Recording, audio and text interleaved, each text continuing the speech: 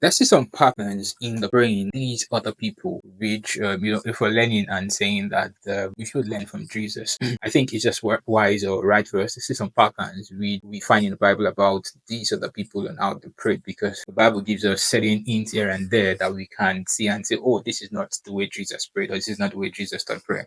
Okay, so number one, in Matthew chapter 6, the Bible says Jesus himself talking about, I said one of the episodes that prayer is not a new thing. Prayer had been done even before Jesus came. The disciple went to Jesus, said, teach us how to pray, like John taught his disciples. John had been praying, disciples had been praying, but now they wanted Jesus' style. Okay, so in Matthew 6, Jesus said that don't be like the hypocrites, don't be like this other guys. The Bible says, Jesus said they love to be seen or known as men of prayer. For them, there's an outward recommendation they desire and love when it comes to prayer. So for these guys, when they talk about prayer, there was, especially for the hypocrites, for the Jews, for those guys, there was, and I'm saying this because we need to examine our lives and our prayer patterns also, and be sure that we're not infusing the old with the new, we're not mixing old and new together. So for them, there was this love. They wanted to be seen, they wanted to be known as men of prayer, and they wanted our recommendation. Oh, that's what Jesus said about them. Number two, he talked about using of plenty words, repetitive words.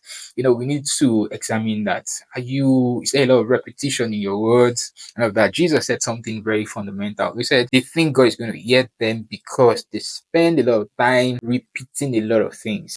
That's about the biggest thing that can happen. You think you're on the right path when you are not actually. So Jesus said they think that God is going to hear them because there's a lot of repetition, there's a lot of vocal, a lot of verbousness, like they're speaking a whole lot, saying a lot of stuff, spending a lot of time there, and they think, wow, this is going to move God, this is going to, you get. And Jesus said that's their own kind of prayer. That's not my own kind of prayer. That's not my own pattern in prayer. Number three, Jesus said they love praying to score points before themselves and others. We find that also in like Matthew 6, they want to score points before others. Then if you look at Luke 9:54, there's that the fire gang, the fire gang. Those were the two disciples of Jesus who came and said, oh, let's call down fire. Elijah did it. It's part of what we find in the Bible. And Jesus said, no, that's not my style. That was his own style. And Jesus said, no, we're not calling down fire. We're not part of the fire people. You understand? We don't do fire. No, let's leave fire out of it. Then Jesus also talked about two men in Luke 18 that came to prayer. And one he came to prayer with bragging rights. And we find that a whole lot right now also, bragging rights. That man came and said, I fast twice a week. I give 1/10 of all that I have. In prayer, I was telling God.